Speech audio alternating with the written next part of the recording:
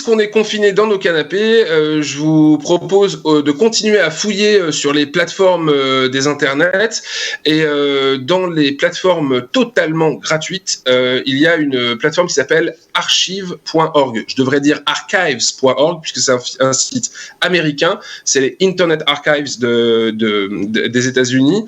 Aux États-Unis, les droits d'auteur sont pas exactement les mêmes qu'en France, et il y a tout un tas de films qui sont, comme les livres en France par exemple, tombés dans le domaine public aux États-Unis et qui sont donc disponibles sur ce site Internet Archives. Alors, il faut taper archive.org, archive.org, et dans la petite barre de recherche, enfin de menu en haut, il y a une petite pellicule, et quand on clique dessus, on arrive sur un site qui, alors évidemment c'est américain, évidemment c'est des films américains qui sont pour la plupart pas sous-titrés, mais on parle de films anciens, de films noirs des années 30, 40, 50, 60, 50, pas encore beaucoup 60.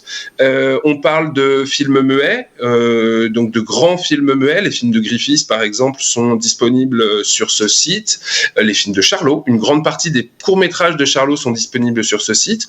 Et on trouve également des films totalement improbables, des films contre l'usage de la marijuana qui, dans les années 50 aux États-Unis, qui était un grand sujet, des films contre les communistes, etc. Des films qui permettent de bien rigoler aujourd'hui parce que c'est un ton, une manière de faire du cinéma, une manière de regarder le monde qui nous paraît tellement désuète.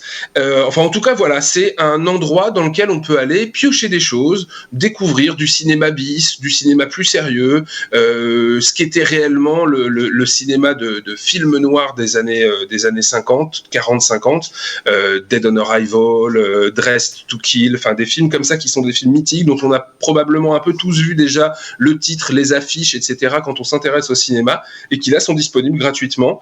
Il faut simplement faire l'effort d'accepter de regarder le film dans sa version originale.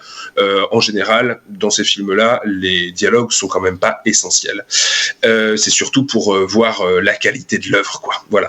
Donc, je ne saurais que trop vous conseiller d'aller fouiller dans cette mine.